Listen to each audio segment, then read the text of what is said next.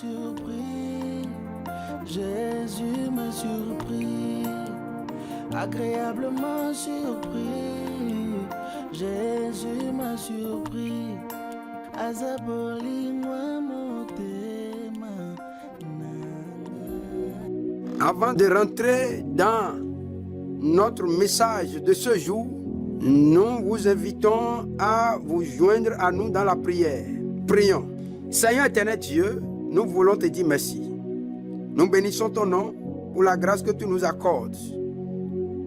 Tu as envoyé ta parole et ta parole est guérie. Seigneur, que la parole qui libère, qui délivre, qui guérit, et cette parole sorte ce matin, et que cette parole fasse du bien à quelqu'un. Qu'elle délivre quelqu'un, qu'elle libère quelqu'un, qu'elle guérisse quelqu'un, qu'elle ouvre les yeux à quelqu'un, qu'elle ouvre l'entendement de quelqu'un, qu'elle sauve quelqu'un, au nom de Jésus-Christ. Merci Père de nous exaucer. Au nom de Jésus-Christ, nous avons prié. Amen. Nous allons dans 1 Pierre, chapitre 1, verset 13. C'est pourquoi, Seigneur les reins de votre entendement, soyez sobres et ayez une entière espérance dans la grâce qui vous sera apportée lorsque Jésus-Christ apparaîtra. Comme des enfants obéissants, ne vous conformez pas aux convoitises que vous aviez autrefois quand vous étiez dans l'ignorance. Mais, puisque celui qui vous a appelé est saint, vous aussi soyez saints dans toute votre conduite. Selon ce qu'il est écrit, vous serez saints car je suis saint. Et si vous invoquez comme Père celui qui juge selon l'œuvre de chacun, sans acception de personne, conduisez-vous avec crainte pendant le temps de votre pèlerinage. Alors ici, nous voyons, il dit, pendant le temps de votre pèlerinage, nous devons savoir que la vie de tout homme dans ce monde est un pèlerinage. Nous ne sommes pas des propriétaires terriens ici. Nous n'avons personne à de titre foncier. Malheureusement, beaucoup d'hommes vivent comme s'ils ont le titre foncier de la terre. Si un homme avait le titre foncier de la terre, je crois que les hommes allaient acheter de jours avec les richesses. Alors les riches pouvaient durer plus longtemps que les pauvres. Mais la preuve est que, aussi riche qu'un homme puisse être, il ne peut pas ajouter une seule coudée à la durée de sa vie. Il ne peut pas ajouter une seule seconde. Quand l'heure va arriver, pour que le propriétaire du souffle de vie dise, donne-moi ta vie, donne-moi le souffle de vie, aucun homme dans ce monde ne peut dire, oh, en contrepartie, j'ai des milliards sur mon compte. Oh, vous les médecins, vous les médecins, vous les médecins, voilà ce que je vais négocier avec vous. Comme j'ai 2 milliards de dollars sur mon compte là-bas, je vais vous donner 1 milliard. Et vous allez prolonger ma durée de 5 ans encore. Oh, je suis sûr. Si la chose était possible, les gens allaient faire pour prolonger la durée de vie. Mais malheureusement, le riche comme le pauvre ont le même sort devant la mort. C'est la preuve que nous sommes des pèlerins sur la terre. Nous sommes des voyageurs. Et c'est la compréhension que tout homme doit avoir. Tant qu'un homme n'a pas cette compréhension, il va vivre sans frein dans ce monde. Il va vivre comme s'il ne va jamais mourir. Laisse-moi te dire une chose. Si tu vis comme si tu ne vas jamais mourir, tu quitteras ce monde comme si tu n'as jamais vécu. Alors il dit, verset 17, et si vous invoquez comme Père celui qui juge selon l'œuvre de chacun, sans acception de personne, c'est-à-dire, Dieu ne considère pas que soit lui là c'est un blanc, lui là c'est un rouge, lui c'est un jaune, lui c'est un noir, c'est un instruit, c'est un non instruit, il est beau, il est vilain. Dieu ne regarde pas ça.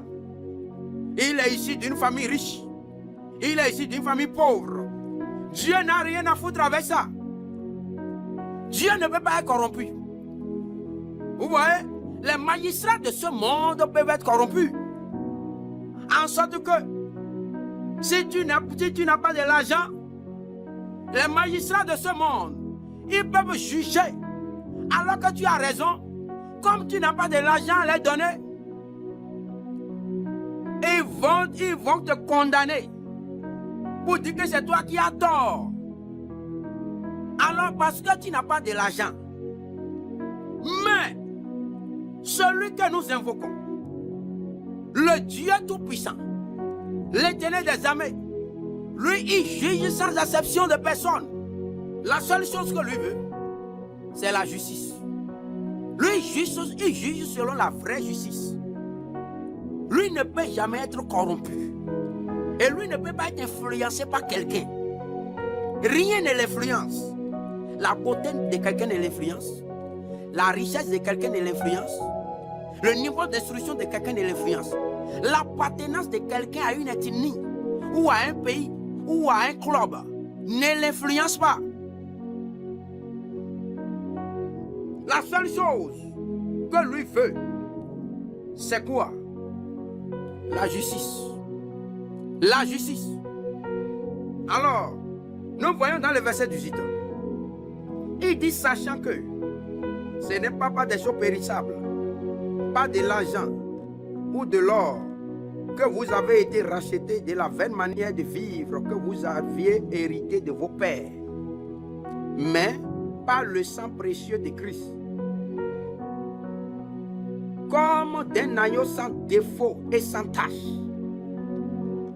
prédestiné avant la fondation du monde et manifesté à la fin des temps à cause de vous. Vous qui croyez par lui en Dieu, lequel a ressuscité des morts et lui a donné la gloire, en sorte que votre foi et votre espérance reposent sur Dieu. Alléluia.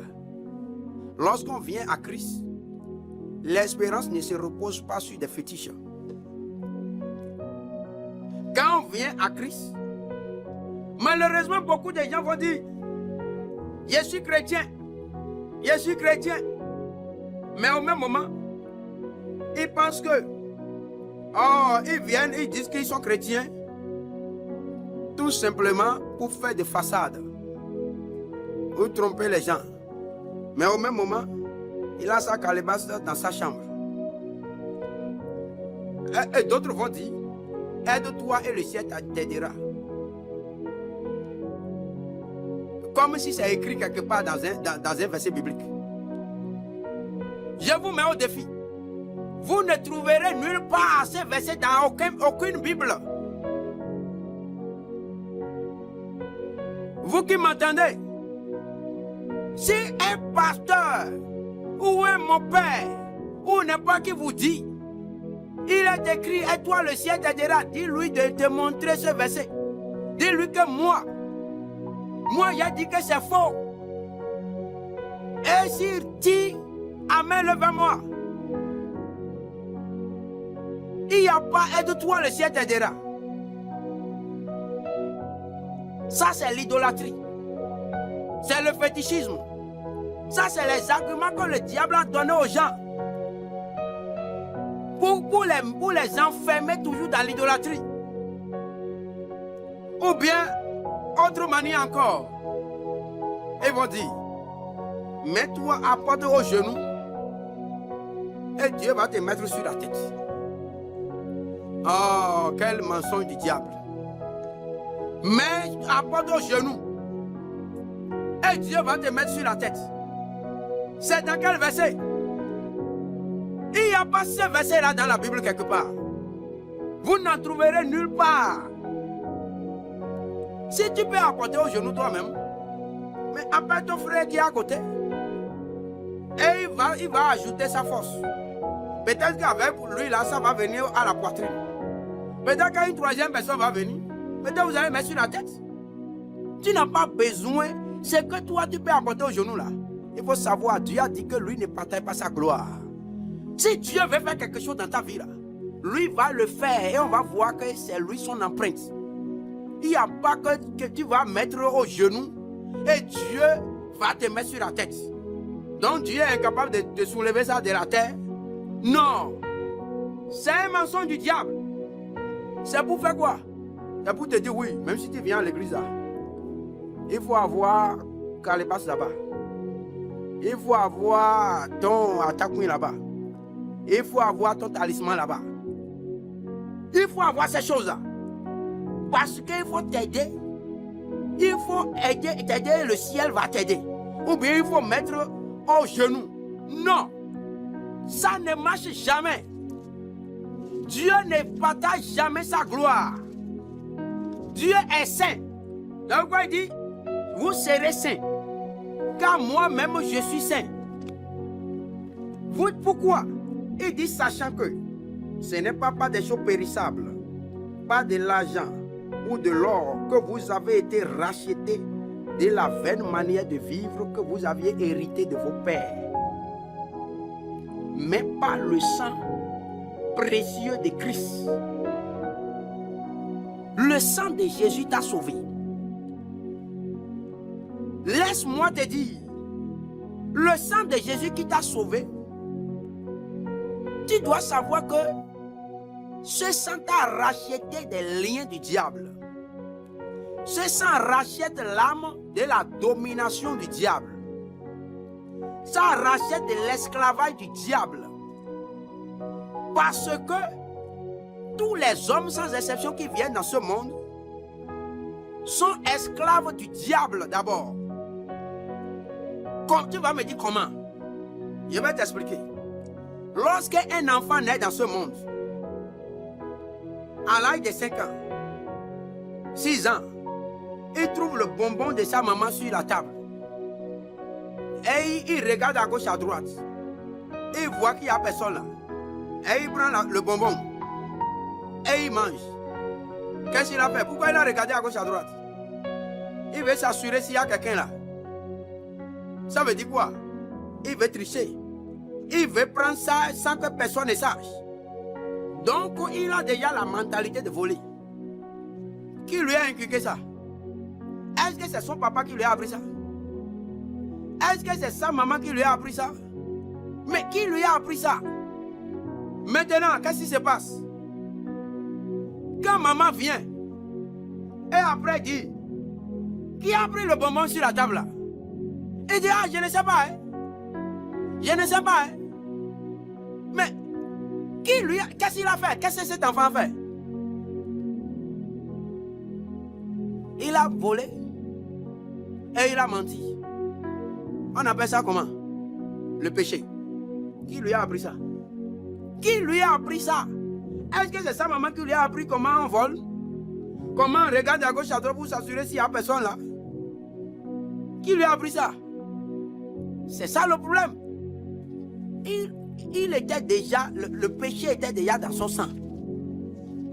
Le péché est dans son sang. Mais qui lui a appris le péché? Comment le péché est rentré dans son sang? Alors, vous devez savoir que la Bible dit quoi? Allons dans 1 Jean 3, verset 8. Il dit, celui qui pêche est du diable. Celui qui pêche est du diable. Cet enfant de 6 ans là, il pêche déjà. Il est de qui? Il est du diable. Son père ne lui a pas appris à mentir. Sa maman ne lui a pas appris à mentir ou à voler. Mais ils volent déjà. Attends, toi, tu vas me dire que, toi qui m'écoutes là, tu vas me dire que quand tu étais petit là, tu n'as pas fait ça. Moi, j'avais fait ça. Moi qui t'ai pas là, j'avais fait ça. Mais personne ne m'a appris ça. Et tous les enfants du monde ont appris, ont fait des choses comme ça. Sans que, ou bien ils ont chopé la viande dans la sauce. Derrière les parents, pourquoi? Qui lui a appris ça? Personne ne lui a appris ça. Mais il a hérité ça de qui? C'est dans son sang. Le sang de son père et le sang de sa mère était le sang du péché. Le péché est déjà dans le sang. Et tous les enfants du monde. Pourquoi? Parce que dès le commencement, dans le jardin d'Éden, le diable, en rentrant en communion avec l'homme pour l'amener à pécher, a déjà introduit le péché dans l'homme. Et c'est pourquoi l'homme est devenu esclave du péché. Esclave du diable. Tu es devenu esclave du diable. Laisse-moi te dire, tu peux dire non. Moi, je ne suis pas esclave du diable. Tu peux te séduire toi-même. Il vaut mieux pour toi d'avoir un cœur humble pour recevoir l'enseignement et être délivré. Mais si tu dis non, moi je ne suis pas esclave du péché, ou bien je ne suis pas esclave du diable. Il y a des gens, quand on leur dit qu'ils sont esclaves du diable, ils voient que ouais, pourquoi tu es en train de m'appeler, donc c'est moi qui suis Satan. C'est moi qui suis Satan. Tu es esclave du diable. Et tu es esclave du péché. Et tu as besoin de quelqu'un pour te délivrer. Comment tu es esclave du péché? Laisse-moi te dire que moi-même qui suis ici là, j'étais un esclave du péché. Peut-être que tu vas me dire, je vais à l'église. Je suis un chrétien. Oh, je suis chrétien. Oh, je suis chrétien. Être chrétien, ce n'est pas un nom qu'on porte. Ce n'est pas un logo. Ce n'est pas un emballage qu'on met. Mais c'est un contenu. Alors, tu sais, c'est que pour que tu es esclave du péché. Quand toi-même tu mal, tu sais que c'est une mauvaise chose, non? Et tu dis que tu ne veux pas, pourquoi je mange, je ne veux plus mentir. Mais chaque fois les situations arrivent, tu te mets à mentir encore. Ou bien la fornication. Peut-être que toi tu es dans la fornication. Et tu te dis que quand tu finis là, tu vas coucher avec une femme. Vous n'êtes pas mariés. Et quand tu finis, tu te dis, oh vraiment, je vais vraiment, qu'est-ce que j'ai fait maintenant? Ce que je viens de faire est mauvais. Je ne veux plus faire ça. Tu dis, je ne veux plus faire ça. Mais quelques semaines, quelques jours après encore, voilà encore le désir d'aller encore vers ces femmes. Ça revient encore. Ça revient avec intensité. C'est comme si tu ne fais pas ça, tu vas mourir. Et tu dis, il faut quand même que je fasse encore. Te voilà, tu as déjà pris le téléphone. Alors, tu es où? Et ça y est. Quand tu fais, tu regrettes encore. À cause, toi, peut-être que toi, tu es marié. Légalement. Peut-être que tu te dis même chrétien. Et tu fais vraiment le saint devant tout le monde. Mais tu trompes qui? Tu es en train de tromper qui? La Bible est claire. On ne se moque pas de Dieu. On ne se moque pas de Dieu. Tu ne veux pas tromper Dieu. Alors, qu'est-ce qui se passe? Tu dis, je suis vraiment un chrétien. Je suis marié légalement. Mais qu'est-ce qui se passe? Tu passes par derrière. Et tu vas chercher encore d'autres femmes. Tu as des maîtresses au dehors. Tu as des maîtresses au dehors. Et toi-même, tu te dis, quand tu finis de faire cette désordre-là, tu dis, je vais abandonner. Tu as de bonnes intentions, mais tu n'as pas la force. Laisse-moi te dire que tu as besoin de Jésus. Tu vas à l'église. Mais dès que tu vas me dire que tu as Jésus. Non. Tu dois laisser Jésus te façonner. Tu dois laisser Jésus te transformer. Tu dois laisser Jésus te régénérer.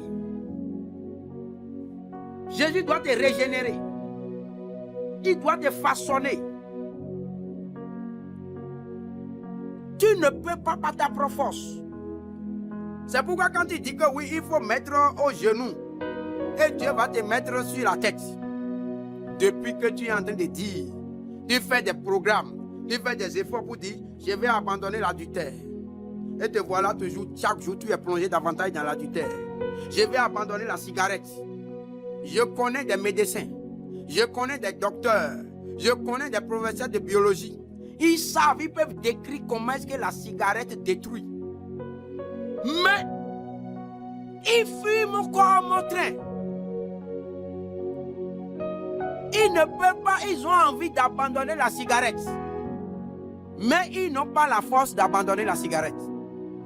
Ce n'est pas possible. Tu ne peux pas par ta propre force. Je te donne ces exemples pour te montrer que quoi? L'homme naturellement est sous l'esclavage du diable. L'homme naturellement est sous l'esclavage du péché. Et étant sous l'esclavage du péché, l'homme ne peut pas se délivrer lui-même de cet esclavage par sa propre force. Ce n'est pas possible, tu ne peux pas. Tu as besoin de secours. Tu as déjà imaginé un homme qui est dans des chaînes, un homme qui est dans des liens, et qui fait des fois, il n'a aucun secours. Comment il va s'en sortir? Non, ce n'est pas possible. Il y a des gens, je connais des gens, lui-même sait que l'alcool, ce n'est pas bon. Mais il prend son salaire. Il va laisser sa femme dans la famine. Il va laisser ses enfants dans la famine. Ses enfants ne vont pas à l'école parce qu'il n'a pas payé la contribution.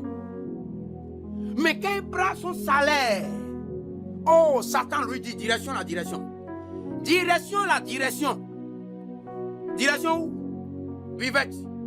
Direction où? Chez le vendeur ou la vendeuse de Tchoukoudou. Direction où? Oh, il va dans le casino. Il va mettre tout son argent dans le casino. Et il finit, il a les yeux rouges. Quel est le problème? Tu penses qu'un homme libre va faire ça chaque mois et lui fait ça. Il porte pantalon déchiré, chaussures déchirées. Lui-même ne mange pas, mais tout son argent est dans le casino. Tout son argent est dans l'alcool, dans la cigarette. Il veut abandonner, tout le monde parle. Il veut laisser, mais il n'arrive pas. Pourquoi? Laisse-moi te dire. Peut-être que c'est ton papa qui se comporte comme ça. Peut-être que c'est ton mari qui se comporte comme ça. Peut-être que c'est ta femme qui se comporte comme ça. Peut-être que c'est ton oncle qui se comporte comme ça. Peut-être que c'est ton neveu ou ton cousin. Et tu penses que c'est un médecin ou bien un psychiatre qui va le délivrer? Non! Aucun médecin ne peut rien pour lui. Aucun psychiatre ne peut rien pour lui. Aucun psychologue ne peut rien pour lui. Tu penses que c'est les féticheurs? Tu es allé de féticheur en féticheur, ils lui ont donné des choses à boire. Mais cigarette là, il ne peut pas laisser. L'alcool là, il ne peut pas laisser. Laisse-moi te dire, il est sous un esclavage. Il est sous l'esclavage d'une puissance terrible. Et cette puissance est détenue par le diable, pas celui qu'on appelle le diable. Il est un esclave. Et pour être délivré de cet esclavage, il a besoin de Jésus-Christ. C'est pourquoi il dit, sachant que ce n'est pas des choses périssables. Les médicaments que tu lui donnes sont des choses périssables. Les médicaments sur lesquels tu comptes pour les délivrer sont périssables. Mais le sang de Jésus n'est pas périssable. Le sang de Jésus seul peut détruire la puissance du diable. Un médicament ne peut pas le délivrer. C'est le sang de Jésus seul qui peut le délivrer.